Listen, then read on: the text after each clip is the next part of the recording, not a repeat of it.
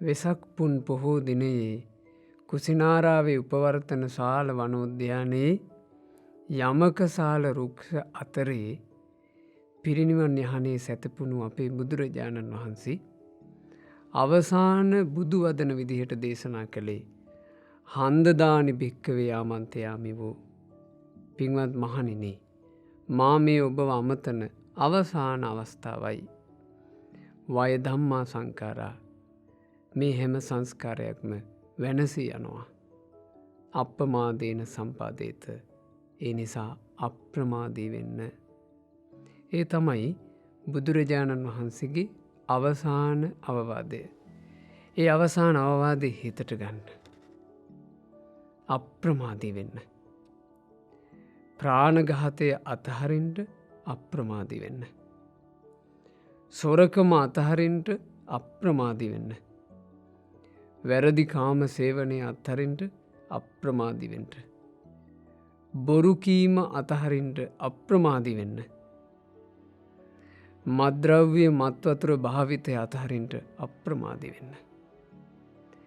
සිල්වත් වෙන්න අප්‍රමාදී වෙන්න. ජීවිතය තුළේ ගුණදම් දියුණු කරගන්නට අප්‍රමාදී වෙන්න. පින් රැස් කර ගැනීම පිණිස අප්‍රමාදී වෙන්න. පව් අත්හරින්ට අප්‍රමාදී වෙන්න. කුසල් දියුණු කරගන්න අප්‍රමාදී වෙන්න. අකුසල් අතහරින්ට අප්‍රමාදී වෙන්න.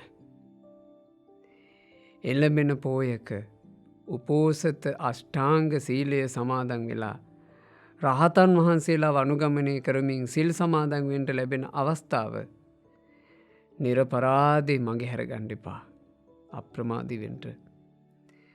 මාසෙකට එක වතාවක්වත් උපෝසත අෂ්ටාංග සීලය සමාදන්ව රකින උතුම් සිල්වත් බවක් ඔබ ඇති කරගන්ට.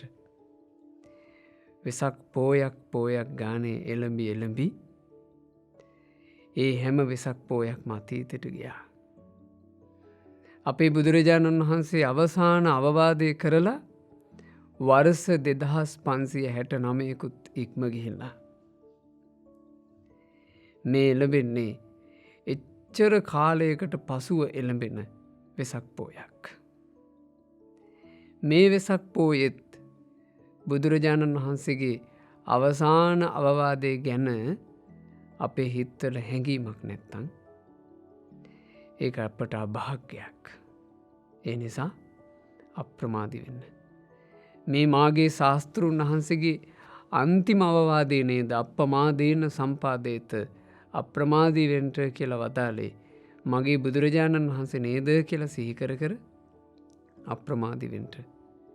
සීලවන්ත ගුණවන්ත පින්වන්ත ජීවිතයක් උපදව ගන්නට අප්‍රමාදී වෙන්න. ධර්මයේ හැසිරෙන්ට අප්‍රමාදී වෙන්ට. අප්‍රමාදීව දහමේ හැසිරී මේ සම්බුදු සසුනේ පිහිටක් සමීප කරගන්නට ඔබ හැම දෙනා වාසනාවන්ත වෙත්වා. තෙරුවන් සරණයි. නමෝ බුද්ධාය.